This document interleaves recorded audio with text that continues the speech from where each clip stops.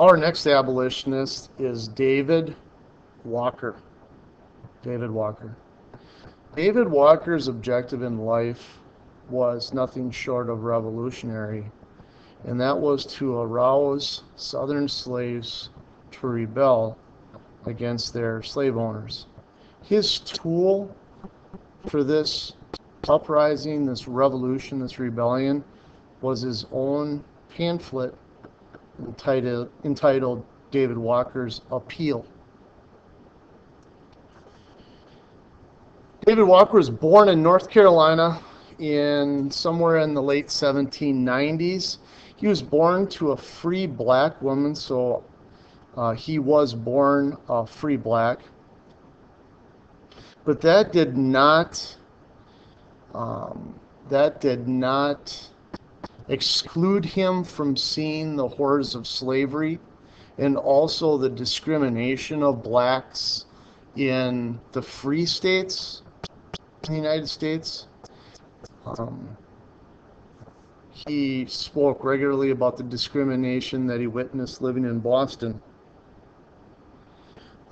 He began to associate himself with other black activists that were denouncing slavery in the South, but then also the discrimination of free blacks in the North.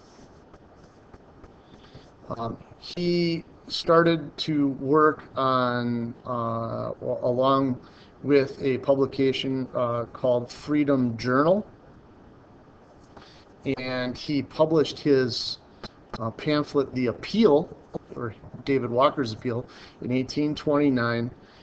And what is unique about this is that he owned a clothing store that was close to the seaports in Boston. And one of the ways that he was able to get his pamphlet out there were through the sailors that frequented his shop. And he would literally sew his pamphlet inside the linings of the sailors' clothing, and that's how they kind of got distributed. And obviously his largest audience were the slaves in the South and the slave holders.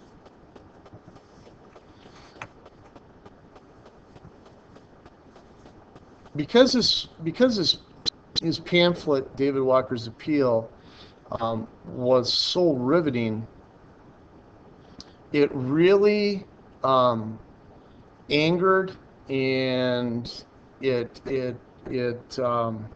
initiated a lot of laws in the slaveholding states to clamp down and forbid the teaching of reading and writing to the blacks because these pamphlets were out there. There was even a $3,000 bounty or reward put on David Walker's head, dead, or $10,000 if he was able to be brought in alive. A lot of his supporters were very, very worried and concerned about his safety and urged him to flee to Canada, but being the very, very stout and devout Christian, he truly believed that this was a heavenly cause. And unfortunately, he died under some mysterious circumstances. Some people felt that he might have been poisoned, but there's a lot of evidence that support that he died of tuberculosis, which was the way that his daughter died. But David Walker, a very, very influential person during the abolitionist movement.